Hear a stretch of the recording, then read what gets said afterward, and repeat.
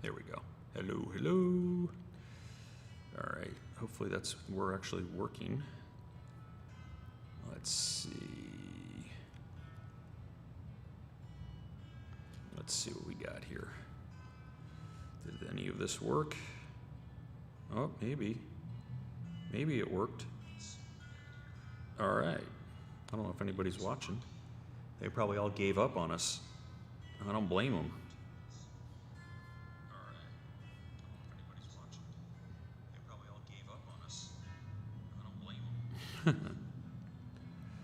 All right, Mr. Kevin, I think we're live. Finally. If I, what happened? Well, basically, it takes me 10 times of doing something and messing it up 10 times before I actually figure out what I'm doing wrong. Nice. And remembering, how I fixed it the last time. Because I've done this now, 5 times. It seems this is a very common occurrence. Me not knowing why things are not working. And then I kind of rediscovered the right way to do it every time. So, I apologize to our 116 viewers. Oh, so many. That is so many. We have done, actually, what's that? I hope some of them aren't Russian bots. Aren't what? Russian bots. Russian bots? I hope they are. I think that's a compliment to have Russian bots. Let's see what's going on here. Are we live yet? Why did you bring that book over? Oh, I wanted to. We're going to read from it? Maybe we'll read from it.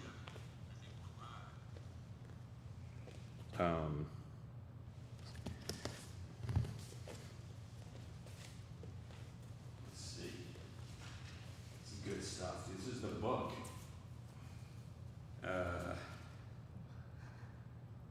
This is the book from Jigoro Kano. Who's that? He is the creator of judo. Huh. Back in the day. There's a couple different sections I was reading. What does he say about judo? Does he like it? He created it, so I would say probably yes. There's so many great nuggets in this book. Nuggets. What kind? Here we go. I'm just going to go right to chapter 2. Uh-huh. I think we've talked about some of these things in the past. Uh-huh. They've been controversial. I don't know that we've always agreed with our with O Sensei. Uh-huh. Is that what they call it? I think they don't call him. It's great sensei, right? I thought they had Hachi and Shihan.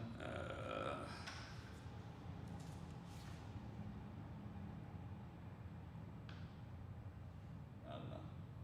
Anyway, I'm going to squat now, I guess. Ooh, wait, I'm going to make this interesting. Oh, I was going to do that too. What were you going to do? We're going to do some ball squats. All right, here we go. I'm going to use this one. I don't know how to say this, so I'm going to totally butcher. Can I see it before you? Serioku, Saizen, Katsuyo. That would be say. Whatever that sound is. Roku. Roku, yeah. 7. Ryoku. Saizen, Katsuyo.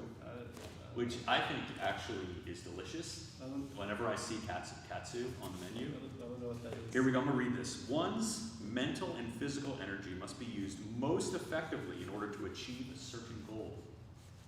That is to say, one must apply the most effective method or technique for using the mind and body. If we use the term seiroku for one's mental and physical energy, this should be expressed as seiroku saizen katsuyo. Their translation is best use of one's energy. We can shorten this to seiroku zenzo, which is maximum efficiency. This means that no matter what the goal, in order to achieve it, you must put your mental and physical energy to work in the most effective manner. If that method is atemi, striking, then you must strike at the vital point that will yield the greatest effect. Likewise, when thrusting with your fist, theoretically your fist must strike that vital point at a right angle. No matter how fast your fist is moving as you thrust, you must be fast at the moment you strike the vital point. If the speed at which you strike is fast, and if the overall power with which you strike is strong, that alone will be effective. Thus, the principle of Seiroku Saizen Katsuyo applies to all forms of atemi. Let's see, let's blah, blah, blah. The techniques of judo can be explained with the theory of Seiruku Saizen Katsuyo. Blah, blah, blah. Okay, that's the basic principle. Maximum like efficiency there. But that depends on your goals.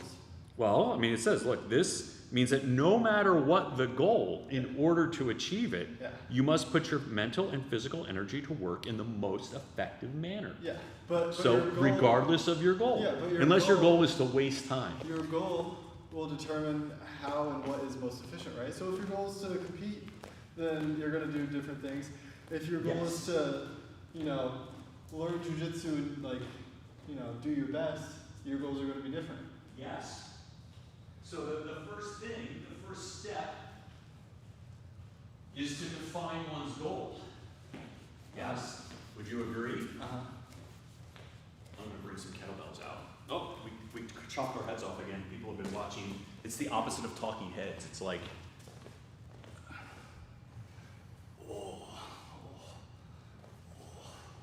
You should do that with the, well, it probably wouldn't work on the, you should do it on the yoga ball. Okay. No, not kidding. You'll kill yourself. You totally will kill you. I'm not, like, do you sign a waiver? Do you waive any and all liability? I'm not listening to the parts where you don't accept responsibility. I don't. You've signed a waiver. You've assumed the risk. I'm going to try to do some squats with these kettlebells. I figure if I'm going to go slow, I might as well put some weight on it. You know what? I don't care if you hurt yourself. Just don't hurt me. All right, and don't hurt yourself. No, Kevin, stop. It's going to be great. No, we're going to get famous. No, you're not in a good way. No, because you know what? It's not. Are you ready to teach classes while I'm in the hospital? No. I mean, I could, but I don't want to. I don't think you want that either. Oh, there we go. I got my taint on the ball. So we're good. Oh, there it goes. Taint to ball contact. Achieved.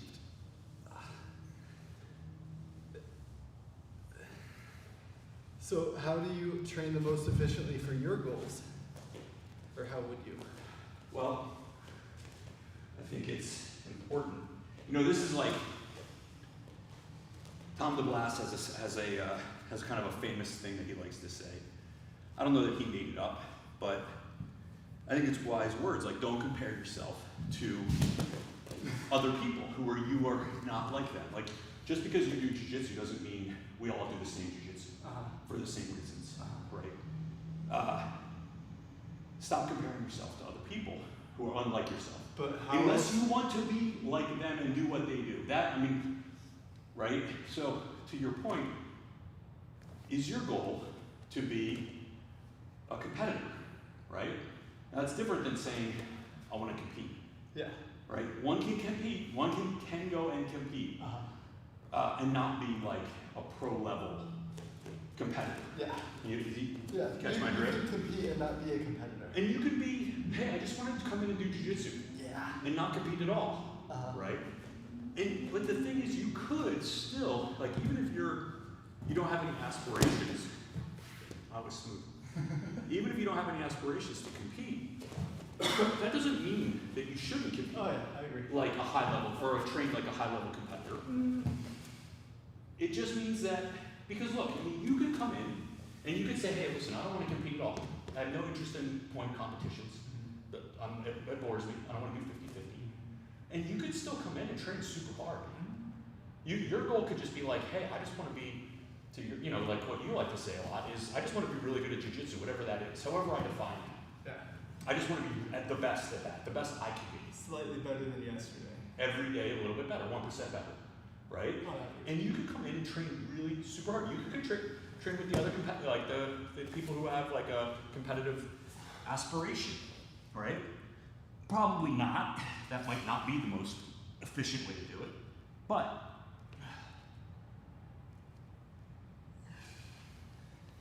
it might be.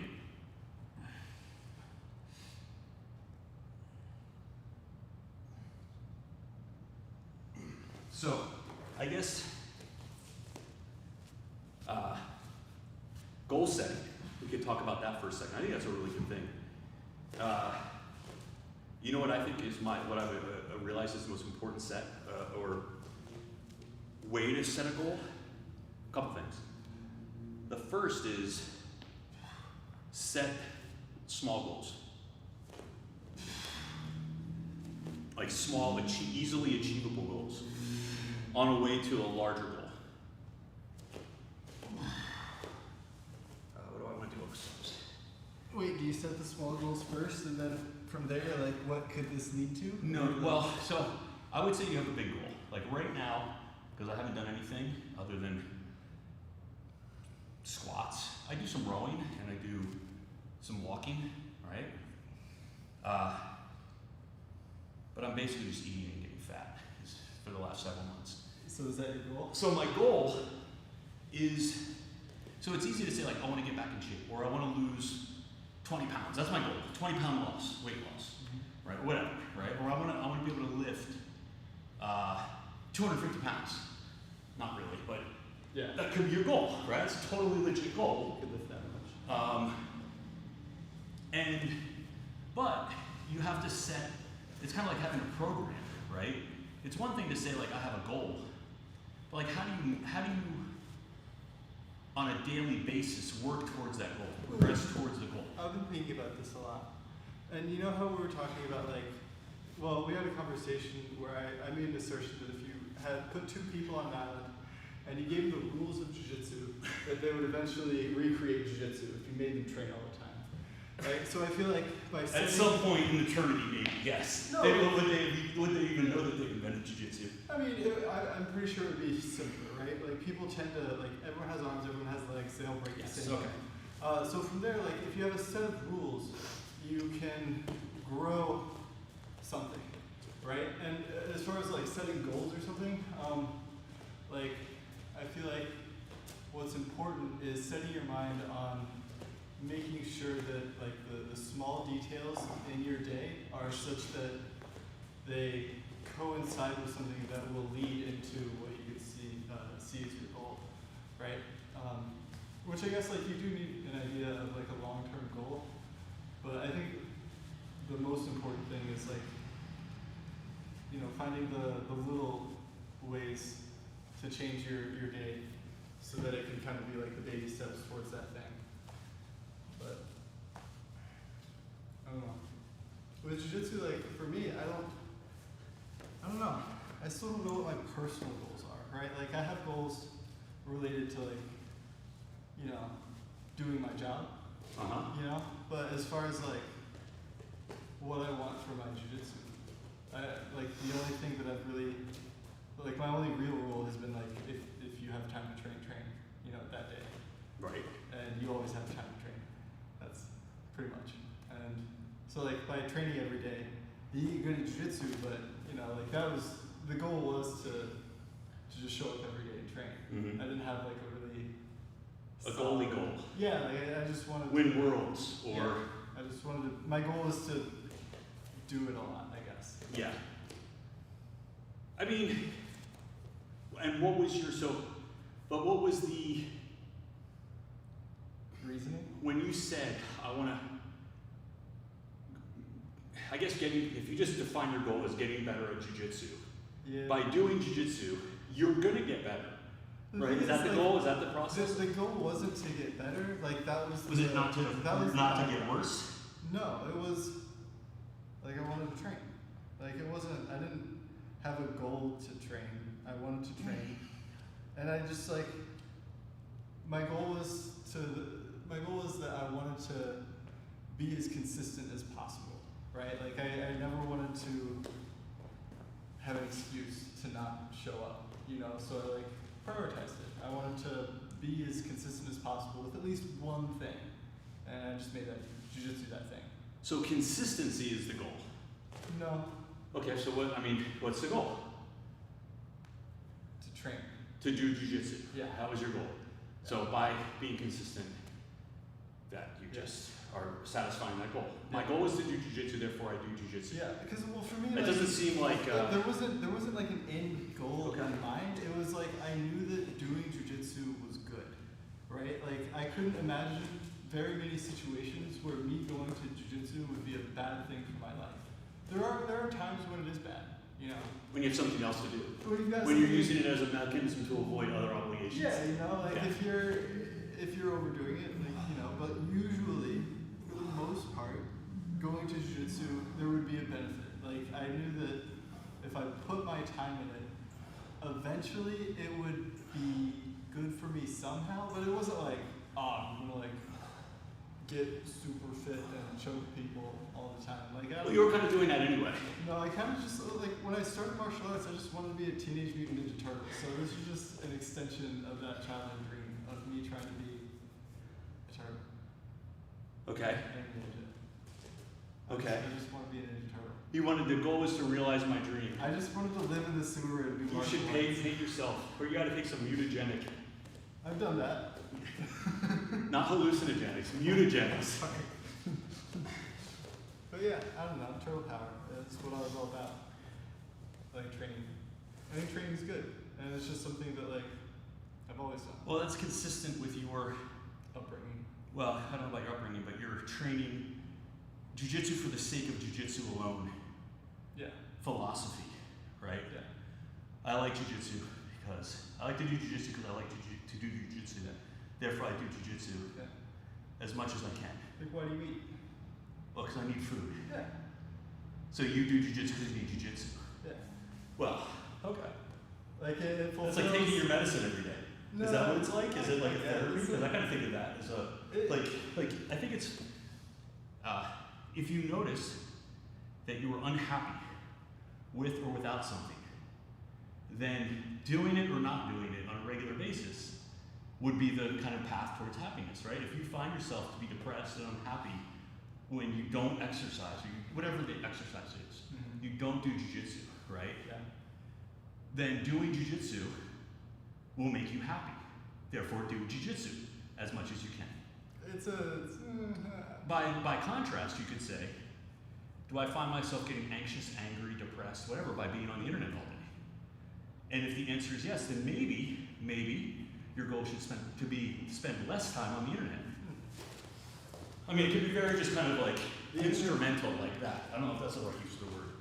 You know what I'm saying? Like, I think it's fine to say, hey, this has jiu-jitsu has a positive mental, emotional aspect for me. Yeah. It makes me happy to do it. And therefore, I want to do it as much as I can. But like, That's legit. I think there's nothing wrong with that. I just want to clarify that it doesn't always make me happy, right? Like I don't think there's any sort of activity that you can put all of your self into and it like always makes you happy, but it's like something, I don't know, significant, like churchish almost. Like why do you go to church? I don't go to church. You don't, oh, why does one go to church, right? Like, I guess there's lots of reasons people go to church. there are lots of reasons, but like the main reason isn't like for anything.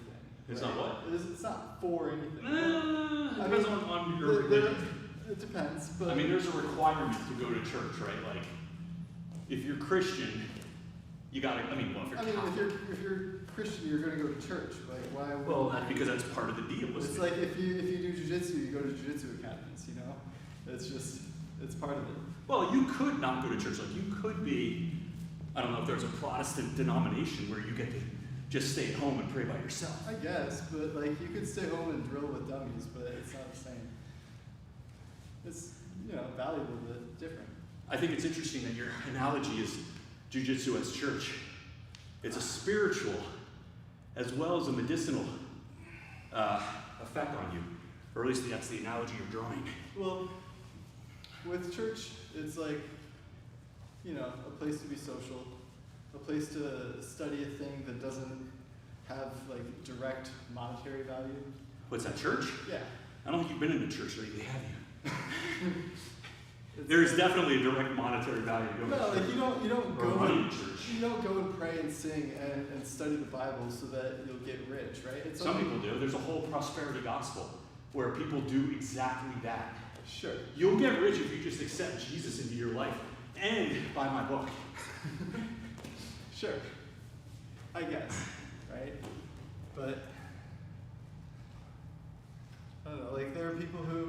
jiu-jitsu to make friends and to get fit and to, you know, have a hobby. And there are people who do jiu-jitsu because they need it as a part of their lives. I don't know. I think all those things have one thing in common, which is being consistent doing jiu-jitsu. No matter how you, like what purpose or what role jiu-jitsu fills or fulfills in your life, being consistent at it is a step in the right direction. Yeah. I just think that everyone needs a jiu-jitsu. You know, it doesn't have to be jiu-jitsu. Everyone's journey, I mean, we can all be walking along the same paths, you know, at certain times with each other. Yeah. But everyone is kind of on their own a little bit, you know. And you make your own journey in a way, right? You fill it a little to a large extent with your own meaning. Yeah. Right? I mean, I can tell you why I like jiu-jitsu, why I think it's important. That's not gonna be the same for you, right? Or 10 other people. Or at the same, maybe there's different concentrations, or you know, they're on a different spectrum in terms of like all the possible reasons one could want to do jiu-jitsu. Yeah. Right? So it's like one thing that you can do that you know that you're really doing for yourself. You know? Yeah. Like, I feel like nowadays a lot of people take their hobbies and turn them into like side businesses and stuff. that's what I did. And Didn't work out. I don't encourage it.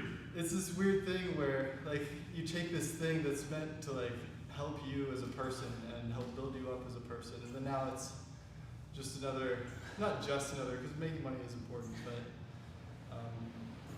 I don't know, like corrupt may be a strong word, but I think people should be able to do a thing without any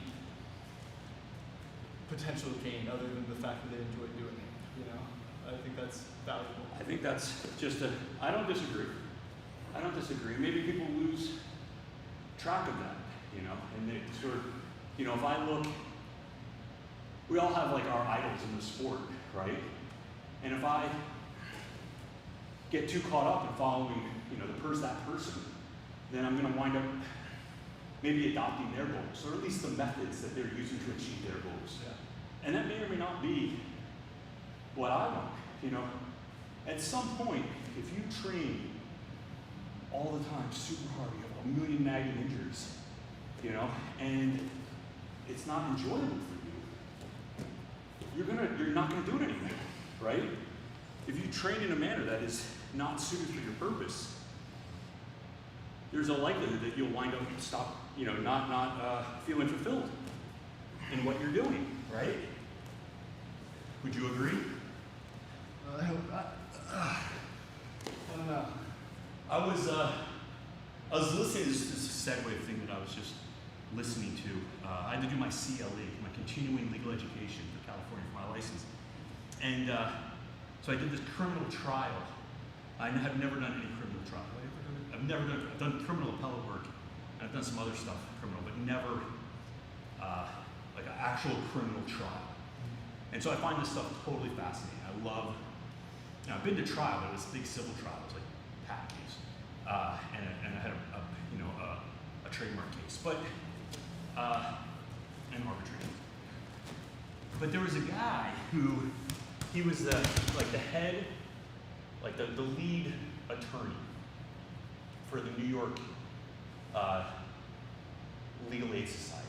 So essentially, you know, he defends, you know, the poorest, worst of the worst, like the murderers, the rapists, like and the people who can't, or accused of these heinous crimes, but can't afford a good attorney. And he talked about specifically what we call voir dire, which is when you pick a jury, right?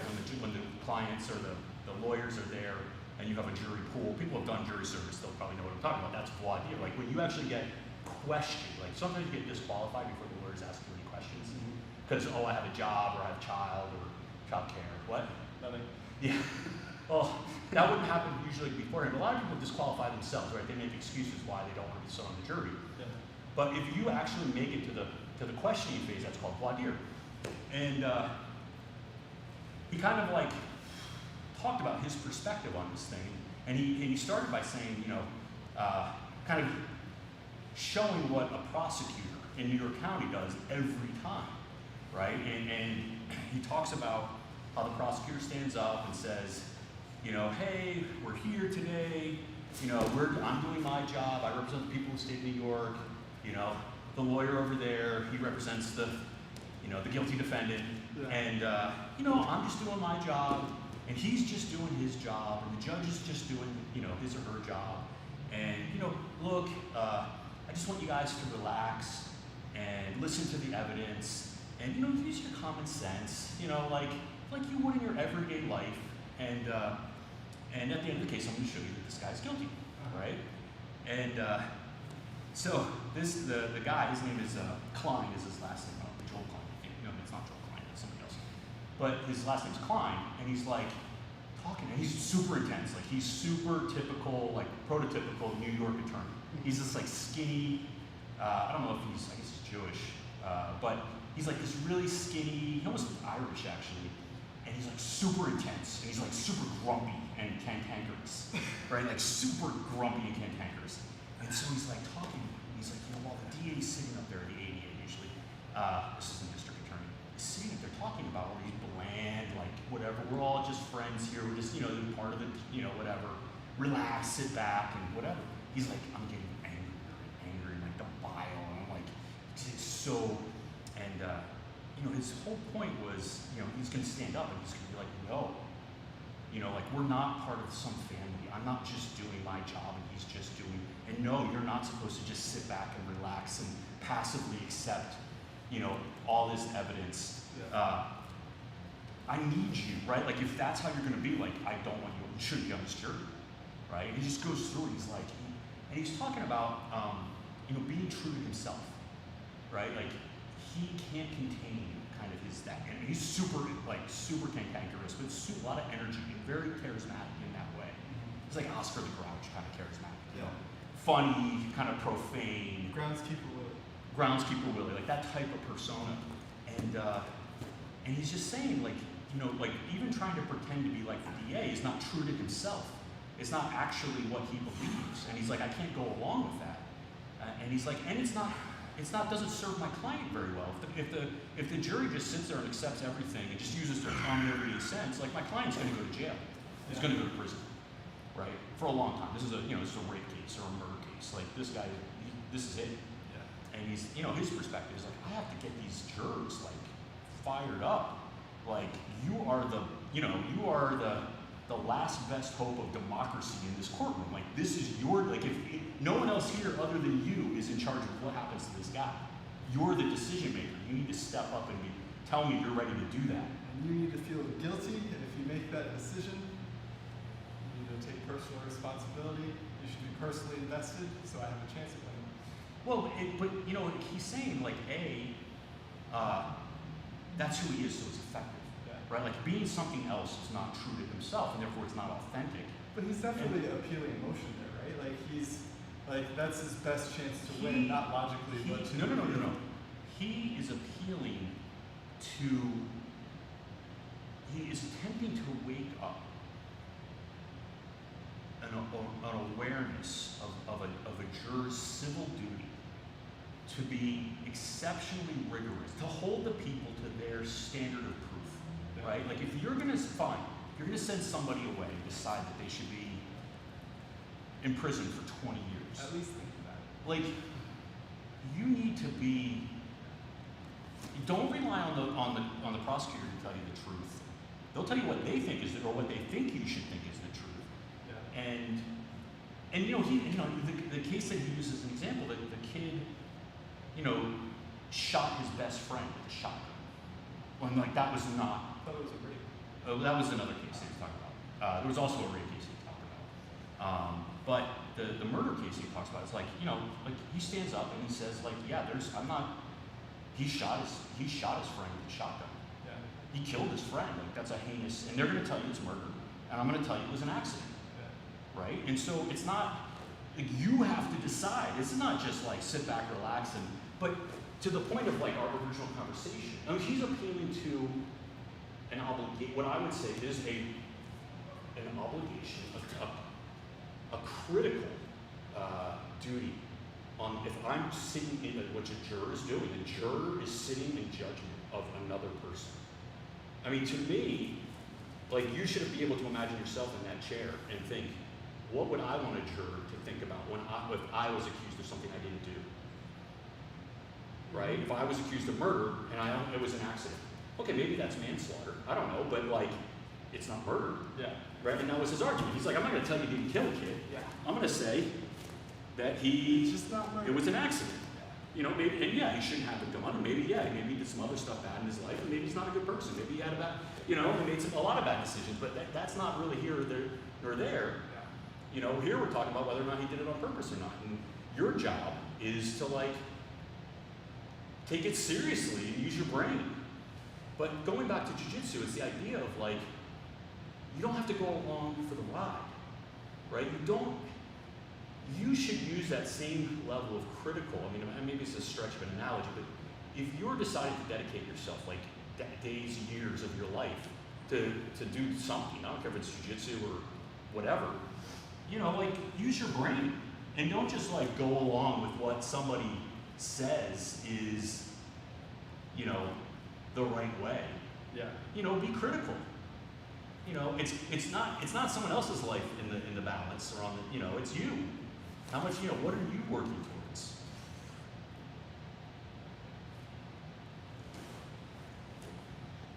That's my rant for the day. I don't know, that guy fired me up, to be honest.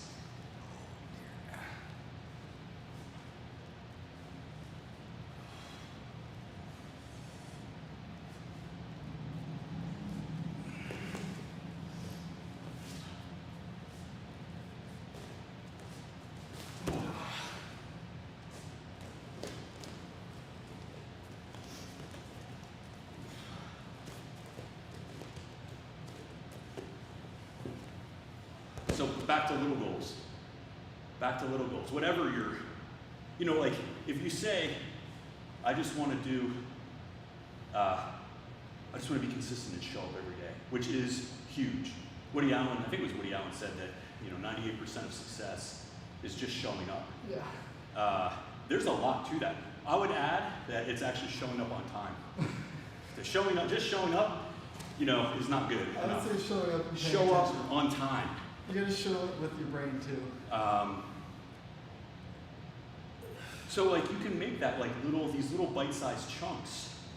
If you say, I want to run a marathon, right? You got to kind of map. Have you ever run a marathon? No. I've never run a marathon either. I've run It's two probably pretty much miles. any aspirations to run a marathon, which I never had, are pretty much dead now. They died with my hip. But, if you do that, they have a program. Yeah. They have a program, and every day you have a mapped out program for like 3 months or whatever it is, of like what you have to do, like the actual mileage, and what you need to do, and what your benchmarks are. And if you follow the program, you're not going to set a world record if it's your first marathon, but you will finish your marathon, right? Unless you injure yourself.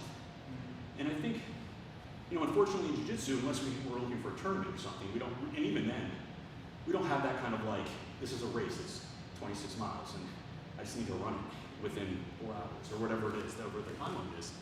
But you can kind of break things up in a similar fashion. Yeah. And give yourself kind of a roadmap of where you want to be. And maybe, hey, just being great at jiu-jitsu is not enough of a defined goal. But if you wanted to say, like, hey, I want to get really good at open water, I really want to get good at, finishing from the back or passing the guard over, like, you could construct yourself a 3-month program to get really good. This is really frowned upon. Maybe it is, but I'm saying you could. No, my next thought. Oh, okay. Because like the way I structured my goal setting when I was coming up was always people. Oh yeah. Like you always have that one guy who you can't not lose against. And then your goal is like, I'm gonna not lose against that guy. Maybe it's conscious or unconscious, but you have like a person. At least for me. Sorry, when I say you, I mean me. Yeah. I would have this person that like I wouldn't fixate on, but it was like, okay, like this person has been beating me, they're doing stuff. I wouldn't like study them, but I would roll with them as much as I could. Yeah. And then until that problem got solved.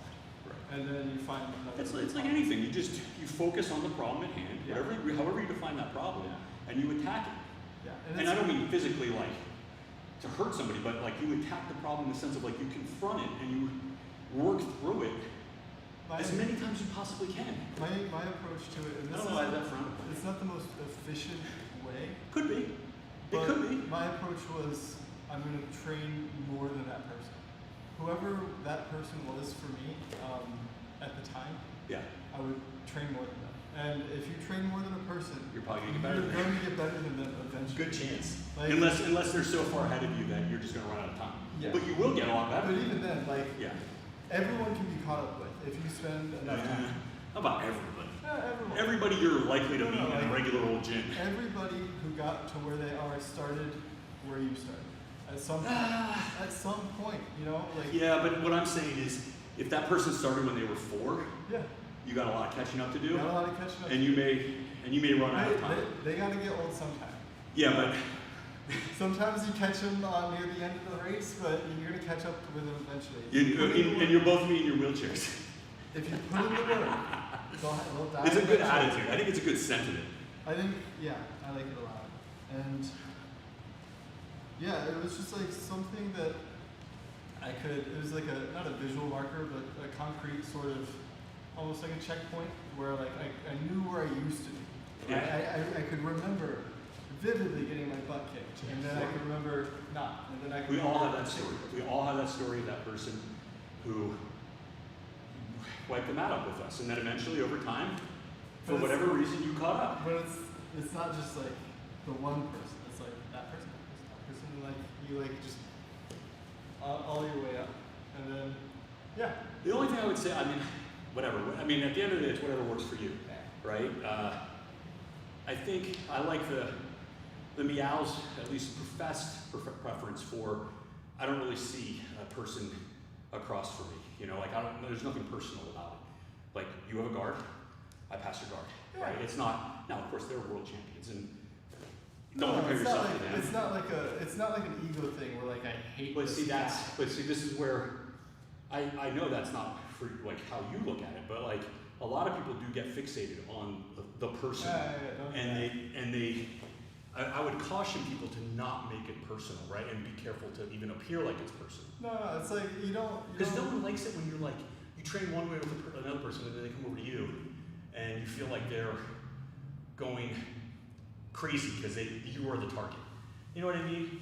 Some people can take that as a compliment, Be subtle about it. but I think it could get you in trouble. Be subtle about it. And be careful who you do that with. Be polite. Be polite. It doesn't have to be what I guess my point is like, Yeah, don't be overt about it. it doesn't have to. I mean, you could go and say, listen, I love to train with you because you have the best guard in this place. And I'm, like, I want to get better at passing the guard. You could be complimentary that way. Yeah, you don't have to talk at all. Just like after Just the- train. Yeah. That's another way to go about it. You know, thank them afterwards, and then try not to smile when you finally start winning. And be polite. People don't like it when you start winning, so you just have to be really nice.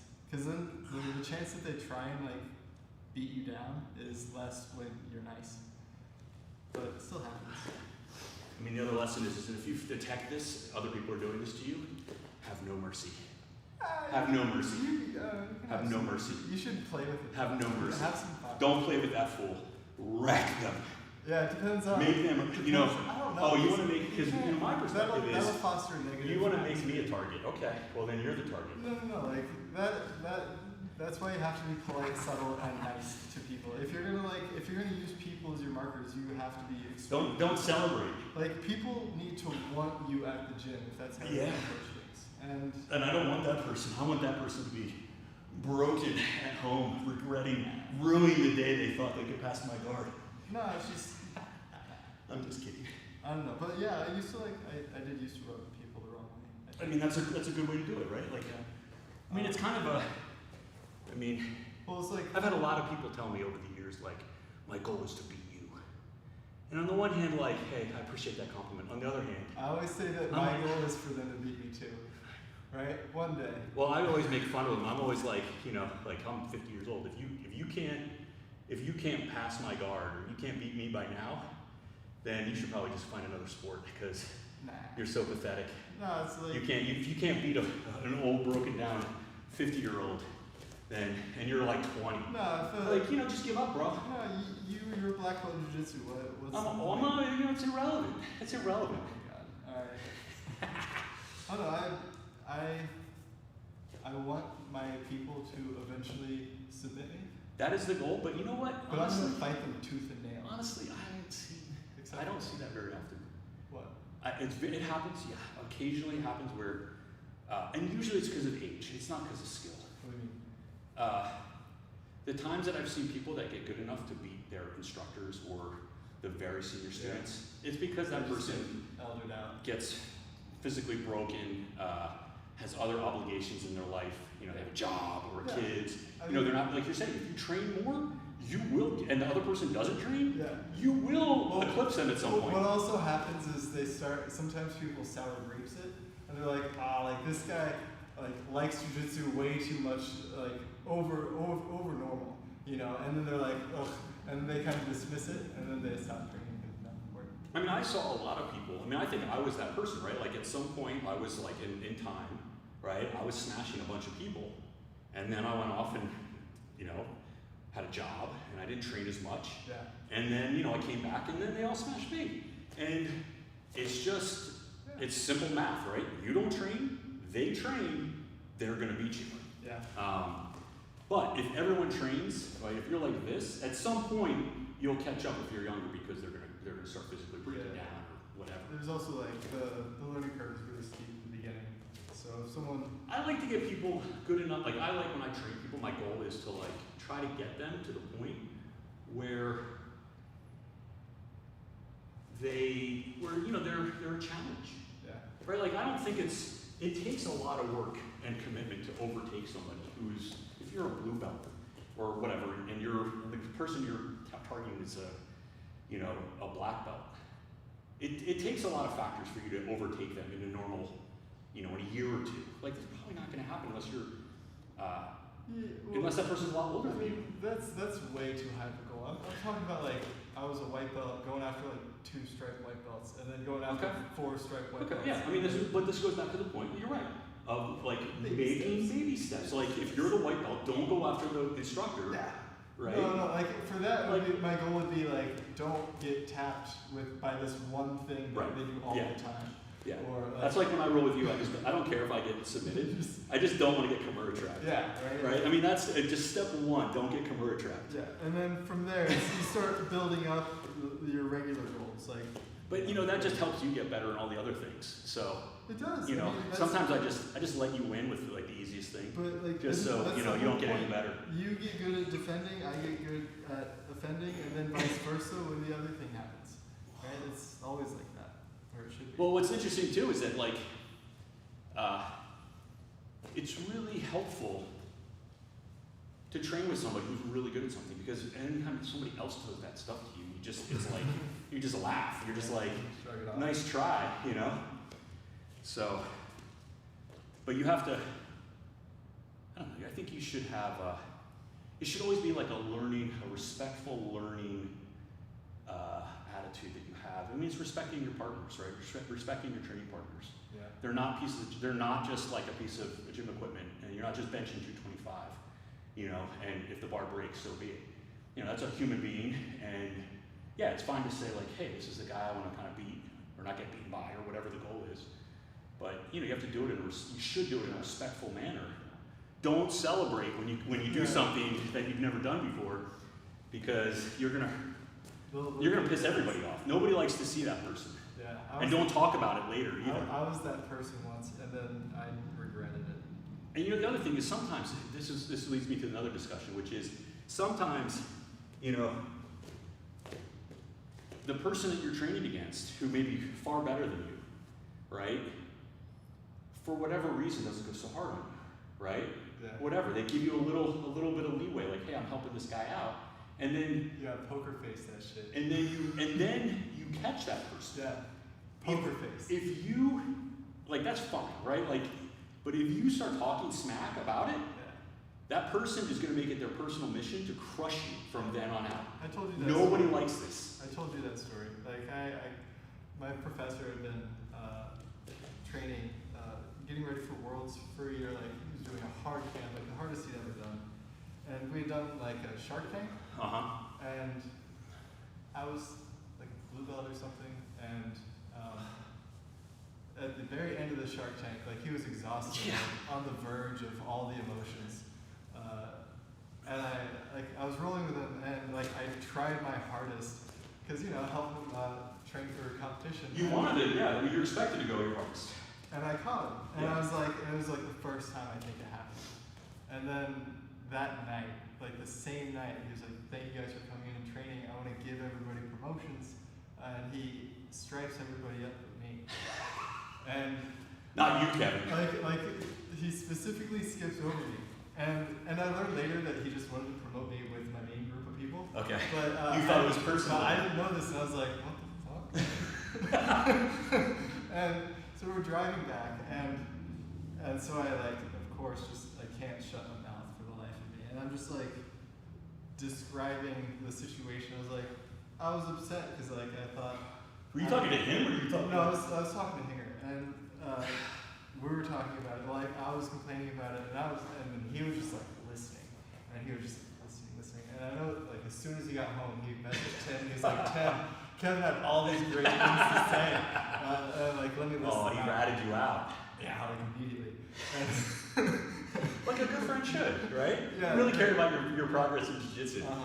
Well, anyway, so the next Friday we went for training, and I show up and I pay my dues to go in. Oh, so this wasn't even your home academy? No, this is my home academy. Oh, he always okay. made us pay dues. Okay. Because anyway, so and he's like waiting for me, and he's like, "Kevin, let's roll."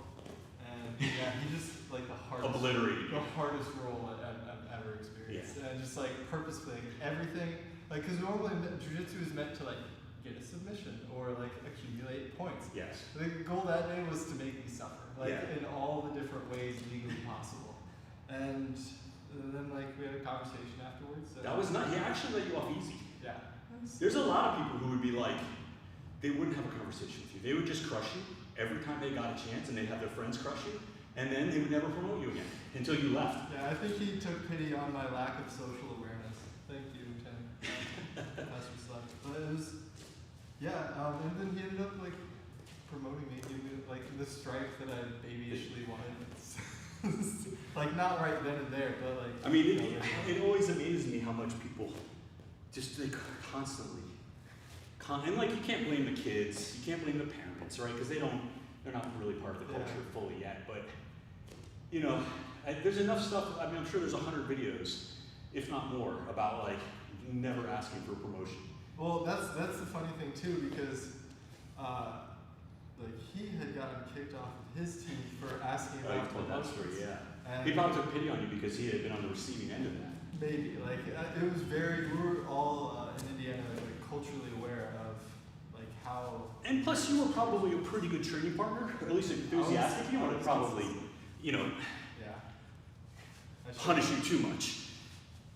I think he knew that even if he did anything to me, I'd still show up the next week. Yeah. That's good though. He didn't know what to do, but it was just like weird.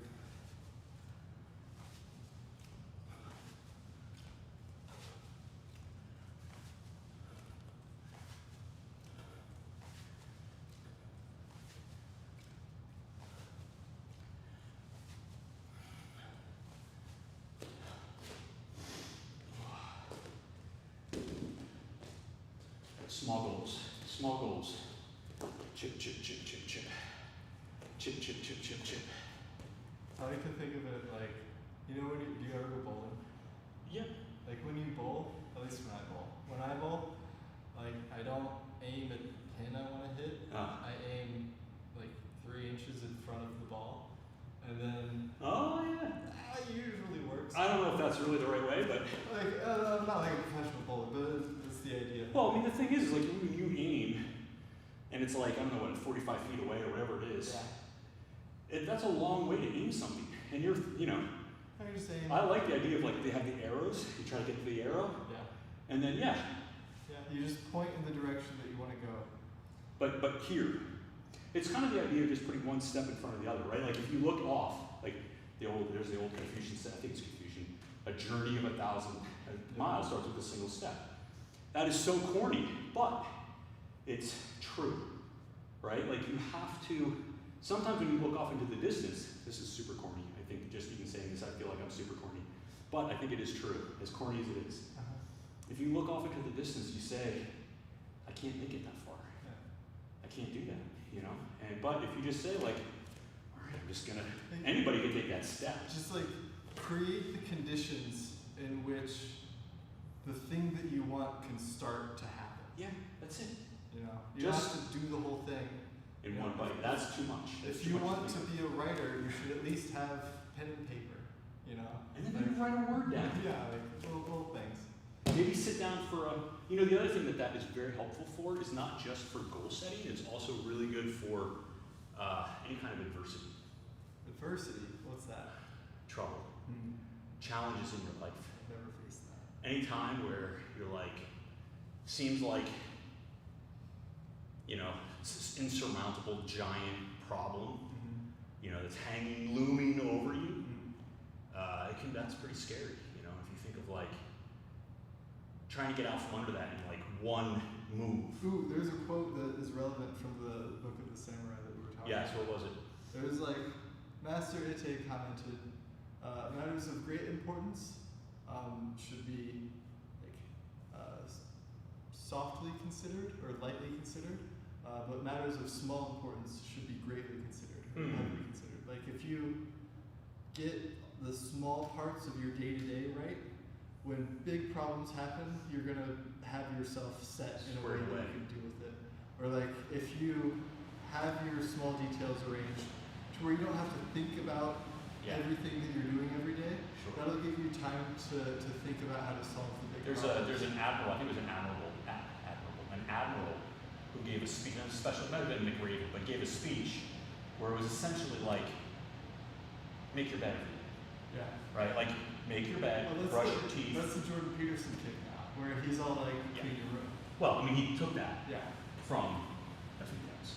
Right? That's like, who's the other guy? Malcolm Gladwell was another guy who, popularizer, a proselytizer, if you will, of other people's ideas. Peterson just really likes Nietzsche and Young. Yeah, he's proselytizing other people's ideas. But I really like those things too, so. It's nice to, it's basically like a reskin, right? Like it's like, okay, nobody reads Nietzsche anymore. Nietzsche has some really interesting ideas. It's thick. There's a reason why he's like, dense. It's dense material. And he's hard to read. Yeah. Really hard to read. And easy to misread. Yes. He's got a bad rap because the Nazis loved him, right? He was not a Nazi. His sister was a Nazi, but he was not. So like, what do? You reskin it. Yeah. You know, and he does it really well. And it's a good idea. He has some interesting ideas that people are gonna, you know, that's gonna resonate. Right. But anyway, that's neither here nor there. This idea of, you know, Jocko talks about like discipline equals freedom. Yeah. If you do these little things, like he's famous for like waking up at 4 o'clock in the morning every day and doing like a full workout. But his whole point is, if you do that consistently every day, you get all those things done and squared away every day, you know, you're gonna build a foundation that allows you the freedom to do all these other things. That you don't have to worry about, like if you try to tackle the big issues when you don't have like your health and your physical fitness or whatever it is, you know, you're just gonna fall apart. I've been thinking about my day, I have a chemistry background, so I do this sometimes, but like, thinking about my day is like a crystal, like the seed of a crystal. Because like, for crystals to form, they need to be consistent, and they need to be able to create the lattice structure where like everything is the same, and by having things being the same, they can stack, right? And then when they can stack, then they can grow, right? So the idea is like I want every one of my days to be similar enough to where they can stack on each other and you can grow something. Like That's interesting. I went through a phase of my life where like I was really like anti-rigidity, anti-rules, and so like my day was kind of chaotic, you know, and it was really hard to be be consistent with anything other than jiu-jitsu, which was kind of like the one thing I was really able to maintain. So it's like trying to be consistent enough to where things can grow. But with crystals, what's nice is you can still have like imperfections and flaws. They're still unique. Yeah, like there's no crystals that are like exactly the same. with emeralds and stuff. Like I forget what's in there to make it. It's like nickel or cobalt or something. Like there are different metals in different. They make it green. It makes it green. Like different stuff makes it red, et cetera, et cetera. And you can like, because I always used to be like, I don't want to be stuck in this ruled structured routine where it's just like trapped in my life, and just like, even though like it was something that like I put together for myself, I didn't want to feel like I was in my own prison. But like, you should have this routine where you can build something, but you can allow yourself a little bit of variance, a little bit of variability, to make it interesting, to create, to grow in different ways, to do different stuff, and have different experiences. Bring different color to the crystal of your life. That was cool. Thanks. I thought I was definitely the corniest person so far too. That one was the best. Bring a little color to the crystal of your life. Metaphors. That's like a tagline for like a advertising campaign. I like it. We should make that the Academy slogan or something. I don't know, sometimes with jiu-jitsu I get in phases where I just want to show up and I want to do stuff, and I don't want any structure really, but then things start falling apart and getting weird, and I find myself getting caught more and making more mistakes. But then like, if I go into too much of like a tournament mode where I'm like, I'm going to grind, I'm going to drill this thing, I'm going to work out, I'm going to do this, like I get really good, but then like the walls start closing in. So it's like, there's a point of diminishing returns in all of these things, right? Like the example that comes to my mind is like gymnasts who are supposedly, I don't know this for a fact, but or some, I've heard are some of like the most highly conditioned athletes in the Olympics. Yeah. If you see the stuff that these people do, it's amazing. I'm amazed by what they do. But from what I understand, this is all 18th knowledge. I was never a gymnast, never possible. Did you? But my understanding is that they have to consistently, continually change up because they're so highly conditioned. If they keep doing the same thing, it actually starts, their fitness levels diminish. Yeah. So they have to trick their bodies by switching up their routines. At the same time, they have a highly rigorous, disciplined life. Yeah. It's that they're changing. They're very disciplined about changing the specific way that they're training, so that they don't they don't overtrain. Yeah. And so it's where it's like just on that cusp. It's like, also another analogy that is kind of like the roundabouts, like for cars. Roundabouts are great. You don't have to stop. It's probably energy efficient. I don't know. Yeah. But at some point, your tires get worn out on the left side. If you're in America, it's the left. Yeah. In England, you're on the right, Whatever. You're going opposite directions. I think that's right. But at some point, you do the roundabouts all the time. It's not good for your car. Yeah. Right? It's good for everybody else. Yeah. Until your tires wear down and you crash and you kill yourself or hit somebody else. Huh. So it's like an idea of you can have something like a routine, something that you always do, that in general is a good thing. Yeah. But if you always go around the track, that way, you're probably going to overtrain your left side of your body. Yeah. You know what I mean? That's one of those things that you have to be conscientious about. Okay, maybe you have a goal. Maybe there's a couple different goals, but just for simplicity's sake, think about one goal. Getting to that may not be a direct line. It might be like a zigzag in some way, right? Like you have to change things up, but like you have to be kind of aware that like doing the same thing all the time is not the most, even though it might be the most efficient thing for that time period. Yeah. It might change. It probably will change over time. It ought to change because most people change over time, And jiu-jitsu is a sport that if you're dedicated to it, you're probably going to be in it for a long time.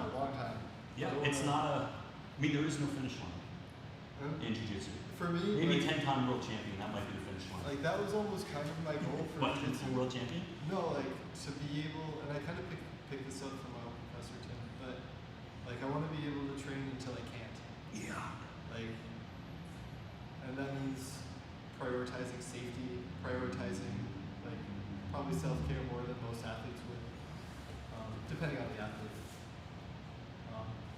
Well, that's the thing about like if you don't think of your end goal as like the next tournament, Yeah. then you're not gonna be as prone to burning yourself out just for the next, for something that's like 3 months in the future, right? If you keep doing that, you're gonna burn out.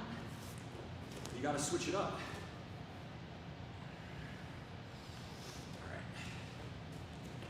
Happy Friday, guys. Anything else, Mr. Kevin, before we sign off for the week? I thought we were going to talk about my monkeyness. Oh, your what? My monkeyness. Oh, your monkey. We gotta go home. Yeah.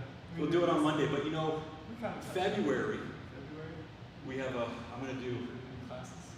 I don't know, well, maybe I'm doing a taser review. a taser review. I gotta get a taser done.